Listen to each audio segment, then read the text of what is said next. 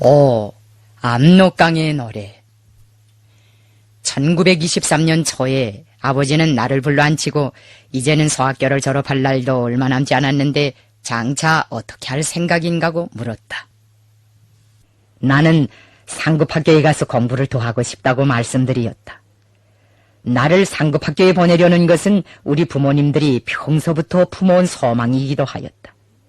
그런데 새삼스럽게 장래에 대한 포부를 물으니 나로서는 좀 이상한 생각이 들었다.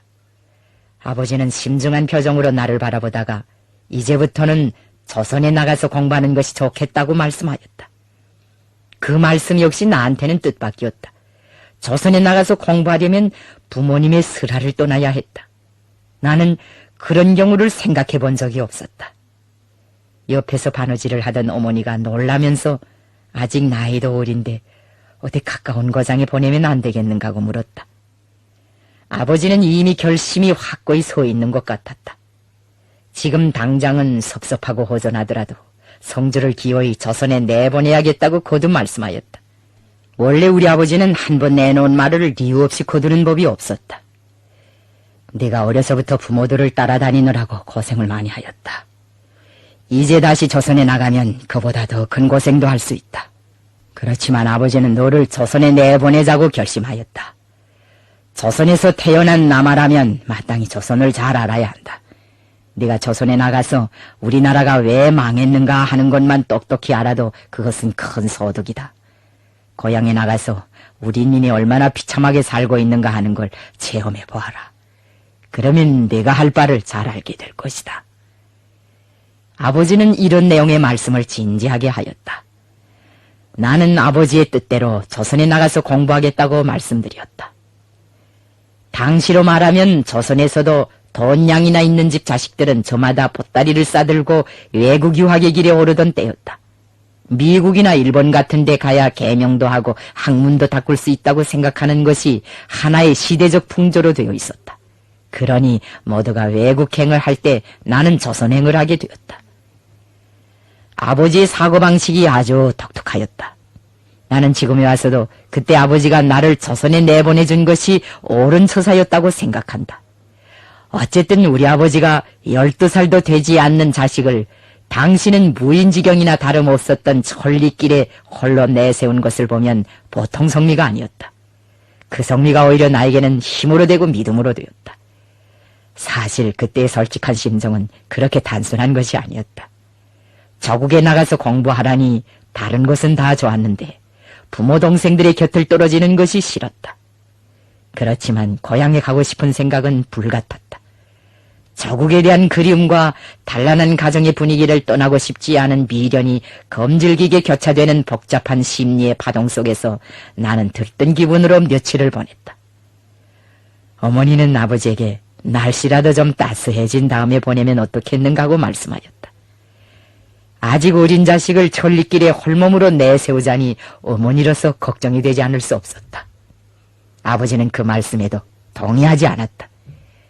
어머니는 천리길을 가야 할 내 앞길을 은근히 걱정하면서도 아버지가 계획한 날짜에 나를 떠나보내려고 밤을 새우며 두루마기와 보선을 지었다. 아버지가 일단 결심한 문제였으므로 어머니도 다른 말씀은 하지 않았다. 그것이 우리 어머니의 특징이기도 하였다. 떠나갈 날이 다 되자 아버지는 나에게 팔도구에서 만경대가 천리인데 혼자서 갈 수 있는가고 물었다. 나는 갈 수 있다고 대답하였다. 그러자 아버지는 내 목책에 노정도를 그려주었다. 후창에서 아무데, 화평에서 아무데, 어데어데까지, 그리고 그 오간이 멸리라는 것도 써주고 전번은 2번 치되 한 번은 강계에서 치고 한 번은 평양에서 치라는 것까지 상세히 알려주었다. 내가 팔도구를 떠나던 날은 음력 정월 금음날, 양력 3월 16일. 음력 정월 금음날이었다. 아침부터 누운보라가 일고 바람이 사납게 불었다. 그날 팔도구에 사는 동무들이 나를 바래주느라고 압록강을 건너 후창 남쪽까지 30리를 따라왔다. 길동무를 해준다고 하면서 한정없이 그냥 따라오기에 겨우 설복해서 돌려보냈다. 막상 길을 떠나고 보니 여러 가지 생각이 한꺼번에 밀려왔다. 가야 할 천리 중 500리 이상은 무인지경이나 다름없는 험산 줄령이었다. 그 험한 산악들을 단신으로 넘는다는 것이 옳지 않았다. 후창에서부터 강계에 이르는 길 양옆의 수림들에서는 대낮에도 맹수들이 오슬렁거렸다. 그때 천리길을 걸으면서 고생을 보구나 했다. 직고개나 계고개, 명문고개, 계고개와 같은 고개를 넘을 때는 정말 혼이 났다. 오가산령은 하루 종일 넘었다. 아무리 걸어도 고개가 끝이 나지 않고 새 고개가 연방 나타나곤 하였다. 오가산령을 넘고 나니 발이 다 부르텄다. 다행히도 그 용 밑에서 어떤 노인이 나를 붙들고 앉아 발바닥에 성냥으로 딱총을 놔주었다. 월탄을 거쳐 오가산을 넘은 다음에는 화평, 흑수, 강계, 성간, 전천, 고인, 청운, 희천, 향산, 구장을 지나 개천에 이르러 거기서 기차를 타고 만경대로 나왔다. 개천에서부터 신안주까지는 협계철도가 놓여 있었는데 니끼샤라는 자그마한 영국제 기관차가 끄는 경편 열차가 다녔다. 신안주에서 평양까지는 지금과 같은 광계철도가 부설되어 있었다. 그 당시 개천에서 평양까지의 차표값이 1원 90전이었다. 나는 그때 천리길을 걸으면서 좋은 사람들을 많이 만났다. 한 번은 발이 너무 아파서 어떤 농민의 발부를 오듯한 일이 있었다.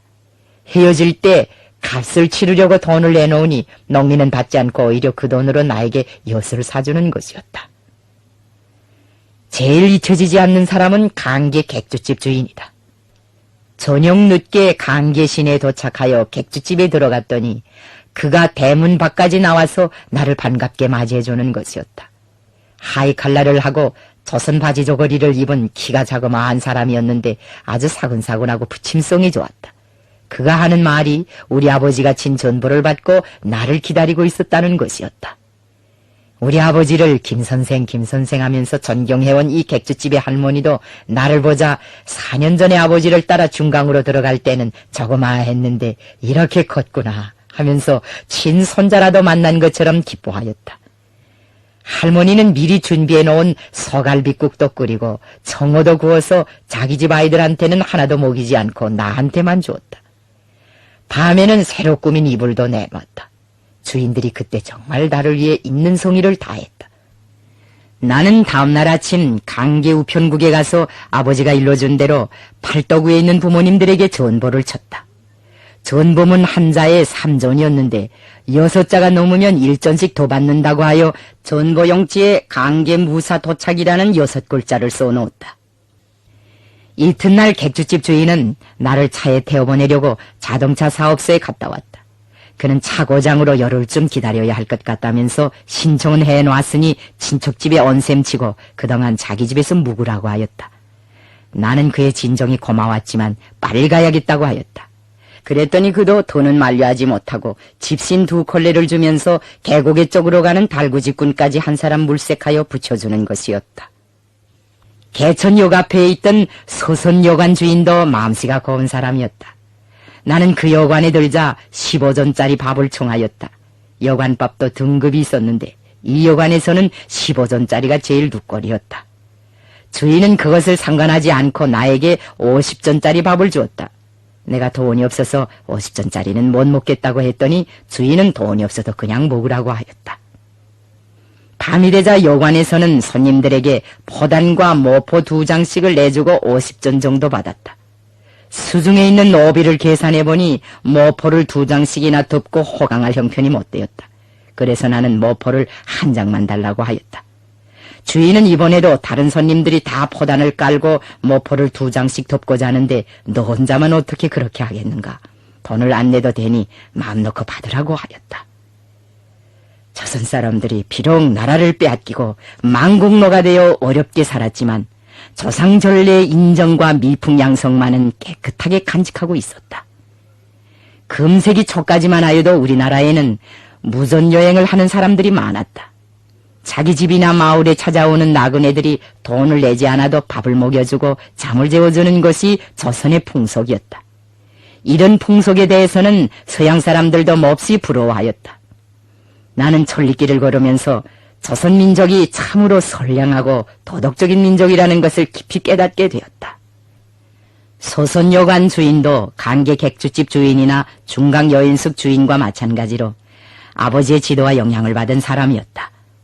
8살 적에 중강으로 들어갈 때에도 느낀 바이지만 아버지한테는 이처럼 뜻을 같이 하는 동지들과 친지들이 어디에 가나 있었다.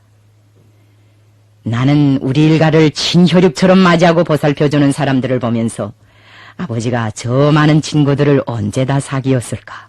저런 동지들을 얻느라고 걸음인들 얼마나 많이 걸었을까 하는 생각을 하였다. 사방에 친구들이 있으니 객지에 나서도 아버지는 이모저모로 그들의 도움을 받았다. 나도 그들의 덕을 단단히 보았다.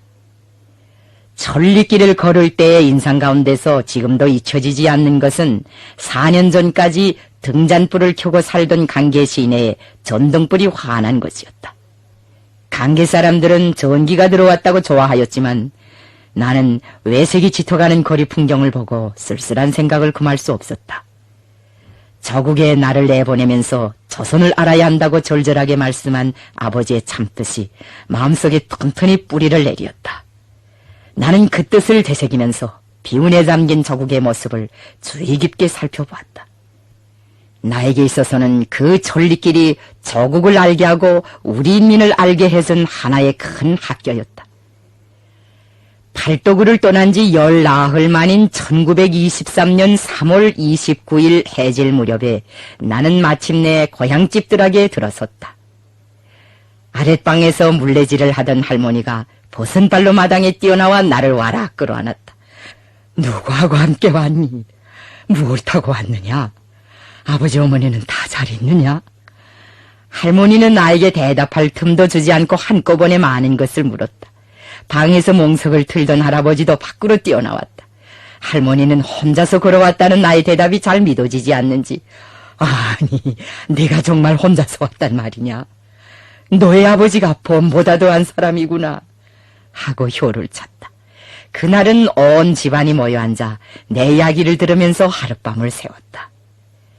산천은 예나 다름없이 유정하고 아름다웠건만 마을의 구석구석에서 내비치고 있는 가난의 자취는 이전보다 더 두드러져 보였다.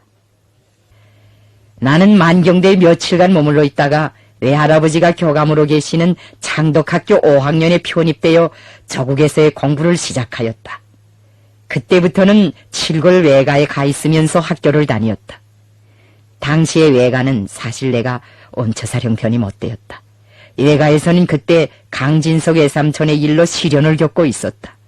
외삼촌이 잡혀서 감옥살이를 시작한 후부터 경찰들의 감시와 송화가 심해진 데다가 옥중에 있는 외삼촌의 건강이 좋지 않아 온 일가가 몹시 상심하고 있었다.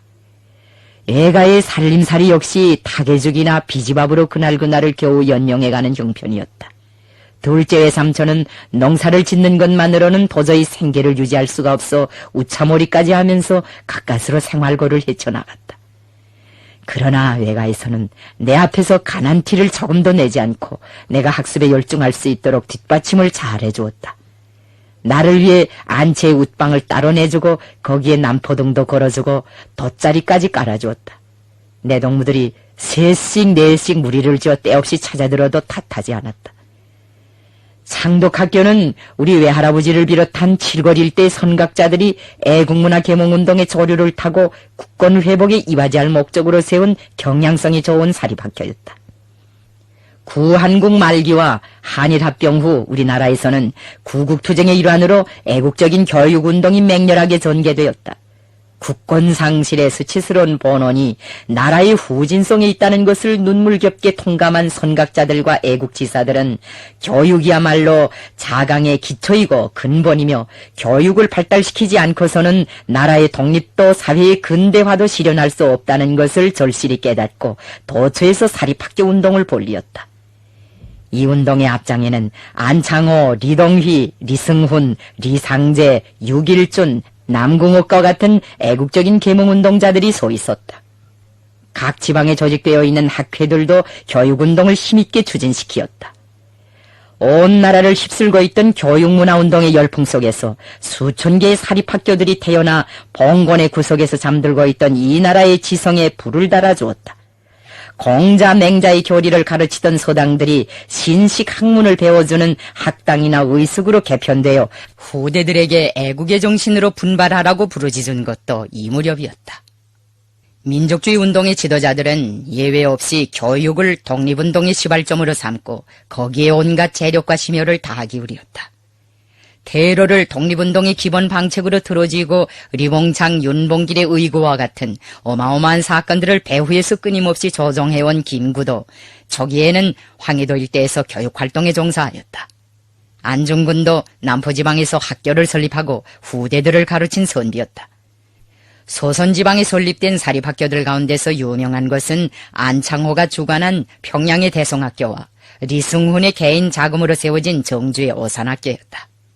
이 학교들에서는 이름난 독립운동자들과 지식인들이 많이 배출되었다. 할아버지는 창덕학교에서 안중근과 같은 인물이 한 명만 나와도 영광이라고 하면서 나더러 공부를 열심히 하여 훌륭한 애국자가 되라고 하였다.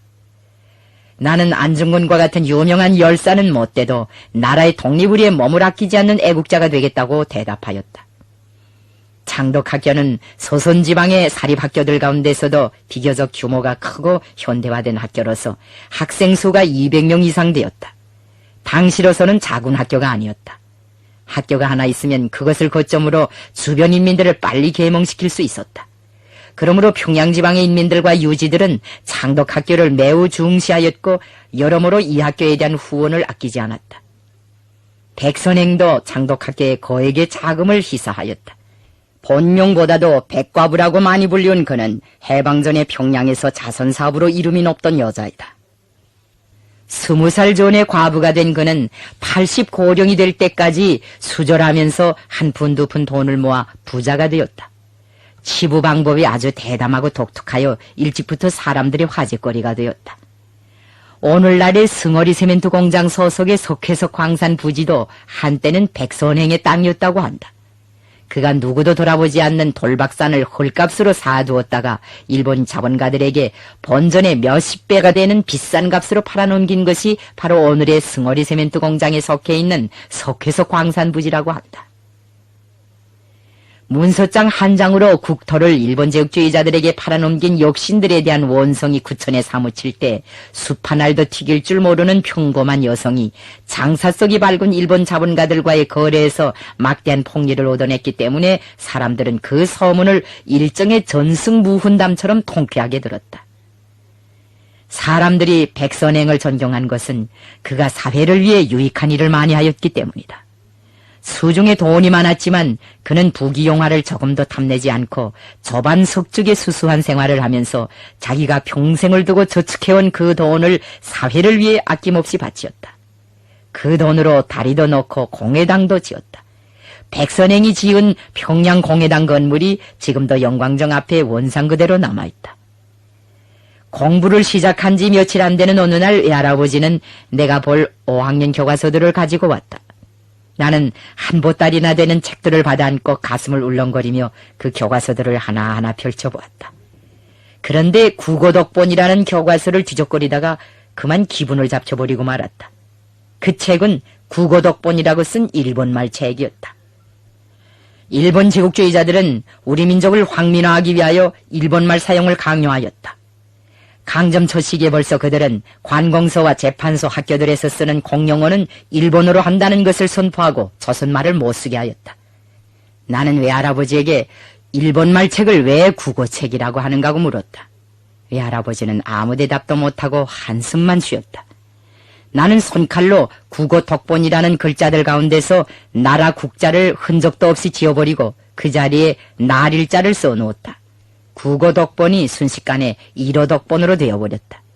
일본의 동아정책에 옷서고 싶은 저항심리가 나로 하여금 그런 용단을 내리게 하였다. 창덕학교에 며칠간 다녀보니 교실이나 길거리나 놀이터에서 일본말을 하는 아이들이 더러 보이었다. 어떤 아이들은 다른 아이들에게 일본말을 배워주기까지 하였다. 그것을 부끄럽게 여기거나 탓하는 아이들이 별로 없었다. 나라가 망해버렸으니 조선말도 영영 없어지는 것으로 생각하는 모양이었다. 나는 일본말을 익히느라고 애쓰는 아이들을 볼 때마다 조선 사람은 응당 조선말을 해야 한다고 깨우쳐 주었다. 내가 팔도구에서 저국에 나와 칠골에 간 그날 동리 사람들은 시국 이야기를 들으려고 우리 외갓집에 모여왔다가 만주에서 몇 해 동안 살았으면 중국말을 잘하겠는데 한번 들어보자고 나에게 청을 하였다. 창덕학교 아이들도 중국말을 배워달라고 자꾸 성화를 먹였다. 그러나 나는 좋은 제 나라 말이 있는데 무 때문에 남의 나라 말을 하겠는가고 하면서 그들의 요구를 매번 거절하곤 하였다. 내가 조국에 나와서 중국말을 해본 것은 단 한 번뿐이었다. 하루는 둘째 외삼촌이 나더러 성안 구경을 가자고 하였다. 일에 몰려서 좀처럼 구경이라고는 다니지 않는 분이었지만 그날은 나를 위해 모처럼 통시간을 냈다. 내가 오래간만에 고향으로 돌아왔는데 오늘은 낙오가 지나가 점심이나 한 끼 먹자고 하며 나를 데리고 평양 성안으로 들어갔다. 우리는 시내를 한 바퀴 돌고 나서 점심을 먹으려고 서평양에 있는 중국 요리점에 들렸다. 지금의 봉화산 여관이 자리 잡고 있는 일대에는 그 당시 중국 요리점들이 많았다. 요리점 주인들은 내상거를 올리려고 문 밖에까지 나와 어서 오시오 하면서 친절하게 손님들을 맞아들였다. 그들은 돈을 벌려고 경쟁적으로 손님들을 끌었다. 우리가 들어간 요리점 주인은 서투른 조선말로 무슨 음식을 잡숫겠는가고 물었다. 나는 주인이 알아듣기 쉽게 중국말로 헛떡을 2그릇 달라고 하였다. 주인은 눈이 둥글해서 나를 쳐다보더니 혹시 중국 학생이 아닌가고 물었다. 나는 중국 학생은 아닌데 몇 해 동안 만주에 가서 산 덕으로 그럭저럭 중국말을 좀 한다고 하면서 중어로 올마간 대화를 하였다. 요리점 주인은 어쩌면 어린 나이에 중국말에 그처럼 능통한가고 하면서 몹시 반가워하였다. 만주에서 살다가 온 학생을 만나니 저국 생각이 난다고 하면서 눈물까지 지었다. 그리고는 헛떡과 함께 청하지도 않은 음식까지 식탁에 차려놓고 많이 들라고 하였다. 우리는 사양하다 못해 주인이 차려놓은 음식을 다 먹었다. 식사를 끝낸 다음 음식값을 치르려고 돈을 내놨더니 주인은 헛떡값조차 받지 않았다. 애삼촌은 집으로 돌아오면서 오늘은 내가 한턱 내려고 너를 성안으로 데리고 갔는데 도리어 네 덕을 입었구나 하면서 크게 웃었다. 이 소문이 애삼촌을 통해 동네에 퍼졌다. 나는 희망대로 강량욱 선생이 담임한 학급에 편입되었다. 내가 칠골에 간 것은 강량욱 선생이 숭실학교를 중퇴하고 창덕학교에 취직한 지 얼마 안 되는 때였다. 선생은 학비를 댈 수 없어 학교를 그만두었다고 하면서 못내 아쉬워하였다. 가난이 오죽 심했으면 선생의 부인 송석정, 선생의 부인이 시집을 버리고 한동안 친정에 가 있었겠는가. 부인의 부모들이 내가 인덕이 모자라 조강지처는 되지 못할지언정 가난의 진저리가 나서 지하비를 버리다니 그게 될 말이냐. 조선 사람치고 그만큼 가난하지 않은 집이 몇 집이나 된다더냐. 그래 시집을 가면 금방석에 앉아서 꿀물에 옥밥이라도 말아먹을 줄 알았더냐. 이런 이 폐지하고 당장 돌아가서 사죄하라고 엄하게 질책하여 부인을 시집으로 돌려보냈다고 하니 강량욱 선생의 가세가 어느 정도였는가가 긴 설명이 없이도 짐작이 가리라고 생각한다. 우리는 선생의 부인을 숙천아짐이라고 불렀다. 부인의 고향이 평안남도 숙천이었다. 내가 가면 숙천아짐이는 매번 비지밥을 해주곤 하였다. 그 비지밥이 참으로 별맛이었다. 해방 직후 나는 강량욱 선생의 생일을 축하하러 갔다가 부인과 함께 창덕학교 시절에 비지밥을 회상한 적이 있었다. 사모님, 나는 지금도 칠골에서 사모님이 해주시던 비지밥 생각을 가끔 합니다. 그때 그 밥을 얼마나 맛있게 먹었는지 모릅니다. 20여 년 동안 타양살이를 하느라고 고맙다는 인사도 못했는데 오늘은 그 인사를 받아주십시오. 내가 이렇게 말하자 부인은 가난 때문에 쌀밥 한 끼 변변히 대접 못하고 비지밥만 해드렸는데 감사하다고만 하시니 도리어 몸들 바를 모르겠습니다. 비지밥이 맛있으면 얼마나 맛있었겠습니까? 라고 하면서 눈물을 흘렸다. 그리고는 창덕학교 시절에 장군님 대접을 소홀히 한 봉창을 해드린다고 하면서 선수 지은 음식들을 차려주었다. 어느 해인가 그 부인이 내 생일을 축하한다면서 백화주라는 자작술까지 보내주었다. 백화주란 100가지 꽃으로 만든 술이라는 뜻이다. 그 운치 있는 이름 때문에 유다른 호기심을 느끼면서도 나는 가볍게 잔을 들지 못하였다. 쌀밥 한 끼 제대로 먹어보지 못하고 늘 시장기와 싸우던 부인의 지난날이 눈앞에 삼삼해서 점처럼 잔을 들어 올릴 수가 없었다. 나라 없는 민족의 슬픔을 뼈에 사무치도록 체험한 나에게는 고향에 있는 한 대의 나무, 한 포기의 풀, 한 이삭의 곡식이 이전보다 몇 갑절 더 소중해 보였다. 그런데다가 강양욱 선생이 학생들에게 민족의식을 부단히 고취하였으므로 나는 가정에서나 학교에서나 일상적으로 애국적인 영향을 많이 받게 되었다. 그때 선생은 학생들에게 애국심을 심어주기 위하여 원적이나 수학여행 같은 것을 많이 조직해 주었다. 그때 있은 여러 가지 일들 중에서도 황해도 정방산 수학여행이 매우 인상 깊다.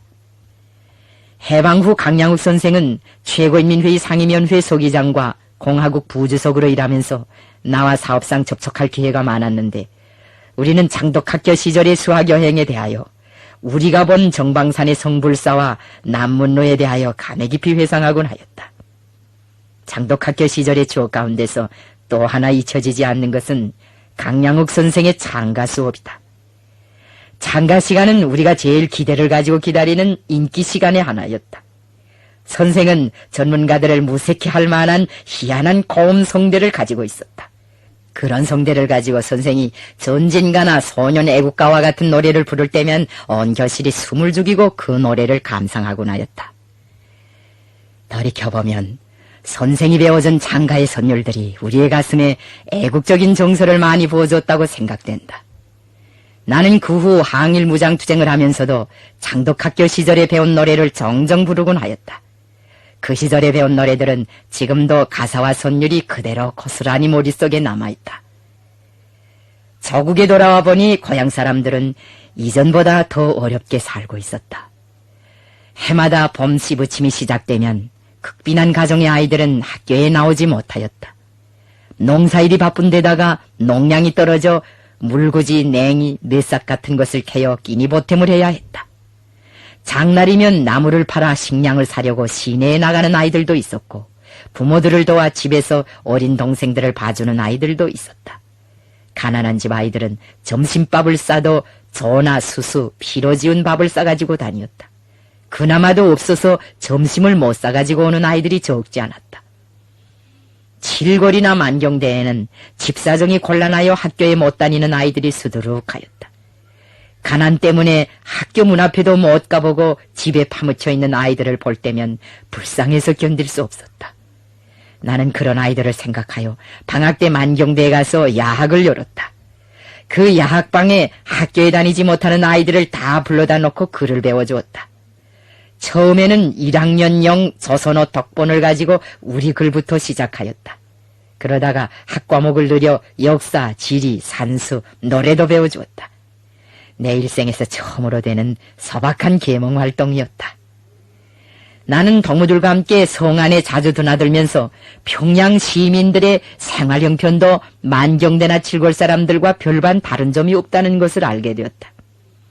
평양의 인구 10만 중에 길을 펴고 살아가는 것은 얼마 안 되는 일본 사람들과 미국 사람들 뿐이었다. 미국 사람들이 평양에서 경치가 제일 좋은 신양리 일대에 틀고 앉아 호의호식을 하였다면 일본 사람들은 평양에서 제일 번화한 본정과 황금정 일대에 자기네 거주지역을 만들어 놓고 풍춘거리였다. 미국 사람들이 사는 양천이나 일본인 거주지역에 벽돌집이 늘어나고 상점들이 늘어나고 예배당이 늘어났지만 보통강 일대나 땡대거리 같은 곳에는 빈민촌이 늘어났다.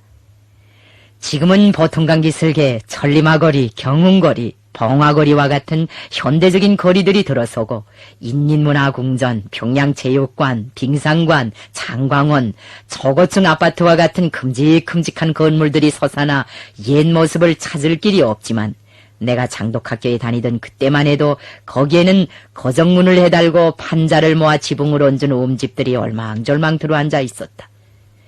내가 조국으로 돌아온 그 해는 평양지방에 전염병까지 퍼지어 시민들이 모진 고통을 겪고 있었다. 설상가상으로 홍수의 피해를 입어 온 도시가 형용하기 어려운 곤란을 당하였다. 동아일보는 그해 홍수로 인한 참상을 전하면서 평양 시내 총 호수의 절반에 달하는 1만여 호의 집들이 물에 잠겼다고 하였다. 지금 보통강 광장 뒤에 세계에서 제일 큰 105층짜리 유경 호텔이 일어서고 있는데 그 자리에서 우리의 할아버지 할머니들이 옛날에 얼마나 초라한 오두막을 짓고 어려운 생활을 하였는지 새 세대들은 상상도 하지 못할 것이다. 나는 그때 이런 현실을 체험하면서 근로하는 인민이 잘 살 수 있는 사회를 갈망하게 되었고 일본 제국주의 침략자들과 지주 자본가들을 더욱 증오하게 되었다. 내가 장독학교에 다닐 때 일본에서 간또 대지진이 일어났다. 그 지진에 대한 소문이 칠거리까지 날아와 학생들의 분노를 촉발시켰다. 지진을 계기로 조선 사람들이 폭동을 일으키려 한다는 당차는 구실을 조작해가지고 일본의 극우 우익 분자들이 군대를 내몰아 조선 동포들을 수천 명이나 학살하였다는 것이었다. 그 사건이 나에게 큰 충격을 주었다.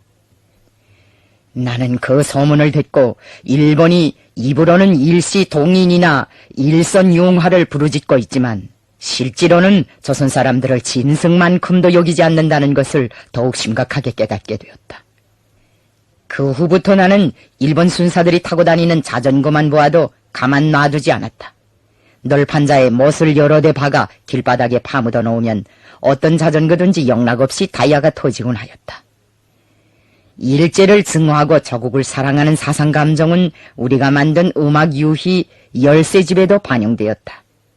음악유희 열세집은 13명의 학생들이 무대에 올라 노래를 부르며 마분지로 만든 13개 도의 지도를 붙여 조선 지도를 만드는 춤이다. 1924년 가을철 운동회 때 이 음악유희를 무대에 올렸는데 공연 도중에 순사가 운동장에 나타나 당장 걷어치우라고 야단을 쳤다.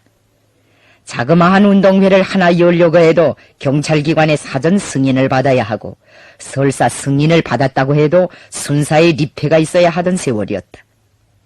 나는 강양욱 선생을 찾아가 자기 나라의 산천을 사랑하며 노래하고 춤추는 것이 무슨 잘못인가. 놈들이 뭐라고 하든지 공연을 계속하자고 주장하였다. 강양욱 선생은 다른 교원들과 함께 순사의 부당한 처사를 규탄하고 열세집의 공연을 계속하도록 하였다. 우리와 같은 소학생들도 이처럼 강한 애국정신, 반항정신을 가지고 있었으니 어른들이야 더 말해 못하겠는가. 내가 조국에 나온 그해 여름 평양에서는 양말공장 노동자들의 총파업이 있었다. 그때 신문들이 이 사건을 크게 보도하였다.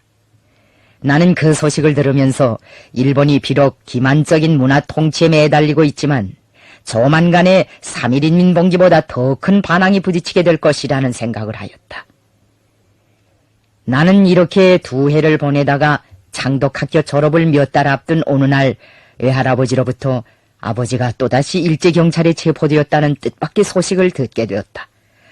하늘이 무너져 내리는 것 같았다. 나는 무서운 분노와 적개심에 휩싸였다. 칠골에서도 만경대에서도 어른들은 사색이 되어 내 얼굴만 지켜보았다. 나는 아버지의 원수, 우리 일가의 원수, 조선민족의 원수를 갚기 위하여 사생결단을 해야겠다는 결심을 다지고 떠날 차비를 하였다. 내가 팔독으로 가겠다고 하자 애갓집에서는 가도 졸업이나 한 다음에 가라고 하였다. 만경대 할아버지도 이모저모로 설복하였다. 몇 달만 지나면 학교도 졸업하고 날씨도 따뜻해질 터인데 그때를 기다려 떠나도록 하라는 것이었다. 나는 그렇게 할 수 없었다. 아버지한테 불행이 닥쳐왔는데 내가 어떻게 여기서 편안히 앉아 공부를 할 수 있겠는가. 하루라도 빨리 가서 어린 동생들을 데리고 고생하는 어머니를 도와드려야 한다. 내 이제 아무데 간들 핏값이야 못하겠는가고 생각하였다. 할아버지는 내 마음을 돌려세우기 힘들다는 것을 깨닫자 태도를 바꿔 내 결심대로 하라면서 아버지가 영호의 몸이 되었으니 이제는 네가 나설 차례라고 하였다. 다음날 나는 집안 어른들의 전송을 받으면서 고향을 떠났다. 그날은 할아버지 할머니도 울고 삼촌도 울고 온 집안이 다 울었다. 나를 바래우려고 평양역에 나왔던 작은 외삼촌 강창석, 작은 외삼촌도 몹시 울었고 칠골에서 학교를 같이 다니던 강윤범이도 슬피 울었다. 장독학교 시절의 동창생들 가운데서 제일 가까운 동무가 바로 강윤범이었다. 그도 배짱이 맞는 동무가 없다나니 나한테 늘 놀러오곤 하였다. 우리는 뿌르르 하면 같이 성 안에 들어가곤 하였다. 기차가 떠날 시간이 다 되었을 때 강윤범은 나에게 밥구레미와 함께 봉투 한 장을 주었다. 너와 헤어지면 언제 다시 만날지 모르겠기에 서운해서 몇 자 적었으니 착한에 올라가 뜯어보라고 하였다. 나는 그의 말대로 차가 떠난 후 봉투를 뜯어보았다. 봉투 속에는 짤막한 편지 한 장과 돈 3원이 들어있었다. 그때 그 편지와 돈을 보고 내가 얼마나 감동되었는지 모른다. 동무를 생각하는 마음이 크지 않고서는 그런 인사를 차릴 수가 없다. 그때 형편에서 어린 나이에 돈 3원을 마련한다는 것이 허란 일이 아니었다. 아버지 원수를 갚는다고 막상 떠나기는 하였으나 사실 나한테는 그때 노자가 문제였다. 강윤범이가 나를 궁색한 처지에서 구원해준 셈이다. 그도 그 돈을 구하기가 무척 뻐근했던 모양이다. 해방이 되자 그가 나를 찾아왔기에 내가 첫인사로 돈을 받고 고마웠던 20년 전의 이야기를 하니 자기도 그때 그 돈을 힘들게 구했노라고 실토하였다. 정말 부자들의 백만금에도 비길 수 없는 돈이었다. 그 돈 3원에 실려있는 순결하고도 아름다운 우정의 무게를 무엇으로 다 헤아릴 수 있겠는가? 돈에서는 우정이 생기지 않지만 우정만 있으면 없던 돈도 생기고 별의별 것을 다 얻을 수 있다. 강윤범은 그때 나보고 장군은 산에서 나라를 찾기 위해 투쟁했지만 자기는 별반 한 일이 없다고 말하였다. 그래서 나는 이제부터 힘을 합쳐 새 나라를 건설해보자고 하였다. 나는 강윤범에게 지금 건국사업에서 제일 걸리고 있는 문제가 간부 부족인데 학교를 세우는 일을 한 부분 맡아주지 않겠는가고 하였다. 그는 선뜻 응해 나섰다. 얼마 후 그가 조천에다 학교를 하나 세우고 그 이름을 지어달라고 하기에 내가 삼흥승학교라는 이름을 달아주었다. 삼흥이란 지덕체 세 가지가 다 흥한다는 뜻으로서 깊은 지식과 고상한 도덕 품성과 건장한 체력을 다 갖춘다는 것이다. 강윤범은 그 후 종합대학 건설을 책임지고 일을 잘하였다. 지금은 대학 하나를 건설하는 것이 그닥 큰 문제로도 되지 않지만 그때는 자금도 없고 자재도 없고 건설 기능자도 없어 곤란한 일이 한두 가지가 아니었다. 그는 일하다가 걸린 것이 있으면 나를 찾아왔고 우리 집에서 잠을 같이 자면서 제기되는 문제들을 밤새도록 의논하곤 하였다. 강윤범은 나를 광복의 길로 전송해준 잊지 못할 동지였고 친호였다. 나는 지금도 그날 평양역에서 눈물을 머금고 나를 바래주던 강윤범의 모습을 잊지 않고 있다. 성주, 너와 헤어지자니 눈물이 나서 못 견디겠구나. 이제 헤어지면 언제 또 만나게 될까? 우리 서로 만리 밖에 있어도 잊지 말고 장독학교 시절을 생각하자. 내 고향을 생각하고 내 나라를 생각하자. 그때 그가 준 쪽지에는 이런 내용의 글이 적혀 있었다. 나는 이런 우정과 의리에 거무되어 또다시 험한 고개들을 넘고 또 넘었다. 만경대를 떠나 10사흘째 되는 날 저녁에는 포평에 도착하였다. 나는 나루터에 다다른 다음에도 인차 압록강을 건너지 못하고 강둑에서 서성거리었다. 발독으로 건너가자니 지나온 조국 산천이 자꾸만 발목을 잡아당기었다. 내가 고향을 떠날 때 살인문 밖까지 따라 나오면서 내 손을 쓸어주고 옷깃을 여며주고 눈보라를 걱정해주며 눈물 짓던 할머니 할아버지의 모습이 눈앞에 삼삼이 떠올라 발걸음을 옮길 수가 없었다. 이제 뚝을 넘고 강만 건너면 눈물이 마구 쏟아져 나와 견디지 못할 것 같았다. 찬바람이 불어대는 두 나라 지경에서 신음하는 조국산천을 돌아보니 사랑하는 고향으로, 고향집으로 다시 달려가고 싶은 충동을 억제할 수 없었다. 저국에서 보낸 세월은 비록 2해밖에 안 되었으나 그 기간에 나는 많은 것을 배우고 체험하였다. 가장 귀중한 체험은 우리 인민이 어떤 인민인가를 깊이 이해하게 된 것이었다. 우리 인민은 소박하고 근면하면서도 용감하고 강한 인민이었다. 어떤 곤란과 시련에도 굴하지 않는 억센 인민. 예절이 바르고 인정이 풍부하면서도 불의에 대해서는 단호하고 비타협적인 인민이었다. 민족 개량주의자들은 연정회의 간판을 가지고 반동적인 자치운동을 벌이고 있었으나 노동자와 농민, 청년 학생들을 포함한 광범한 인민 대중은 피를 흘리면서 일본 제국주의에 저항하고 있었다. 나는 그들의 모습에서 그 어떤 힘으로써도 훼손시킬 수 없는 민족의 존엄과 강철 같은 독립의지를 뜨겁게 감수하였다. 그리고 그때부터 우리 인민을 세상에서 제일 좋은 인민이라고 생각하였으며 이런 인민을 잘 조직 동원한다면 얼마든지 나라를 찾을 수 있으리라는 신심을 가지게 되었다. 나는 문화 통치 간판 뒤에서 나날이 늘어나는 군대와 경찰과 감옥들을 보면서 우리 조국의 재벌을 끊임없이 약탈해가는 화차들과 화물선들을 보면서 일지야말로 우리 인민의 자유와 존엄에 대한 가장 흉악한 교살자이며 우리 인민에게 참을 수 없는 가난과 굶주림을 강요하는 악독한 착취자 약탈자라는 것을 똑똑히 깨닫게 되었다. 조국의 숨막히는 현실은 나로 하여금 조선민족은 오직 투쟁을 통해서만 일제를 몰아내고 독립된 조국에서 행복하게 살 수 있다는 신념을 더욱 굳건히 품게 해주었다. 조국을 한시바삐 되찾고 그 모든 것을 영원한 우리의 것, 조선의 것으로 만들고 싶은 염원이 불길처럼 나의 가슴 속에 타번지었다. 나는 경찰들의 눈을 피하여 포평나루터 아래쪽으로 좀 더 내려가 여울목에서 압록강 오름판에 발걸음을 무겁게 내디디었다. 폭이 100자도 되나마나한 그 강만 건너면 팔도구 시가이고 그 강한 거리에 우리 집이 있었다. 그러나 나는 강 건너쪽으로 발을 옮겨놓을 수가 없었다. 조국을 하직하면 언제 다시 이 강을 건너보겠는가 하는 생각이 들었다. 나는 돌아서서 강둑 위에 나뒹구는 조약돌을 하나 집어들고 손바닥에 감싸주었다. 조국의 표적이 될 수 있고 조국을 추억할 수 있게 하는 것이라면 무엇이든지 가지고 가서 소중히 간수하고 싶었다. 그날 압록강가에서 나는 참으로 고통스러운 심리적 체험을 하였다. 그날의 그 체험이 가슴속에 지울 수 없는 상처를 남겼기 때문에 나는 조국에 개선한 후 국내 애국자들이 나를 환영하여 차린 연회석상에서도 압록강을 건널 때의 이야기를 먼저 하였다. 나는 입속으로 그 누군가가 지은 압록강의 노래를 부르며 천천히 강 건너 쪽으로 발걸음을 옮기었다.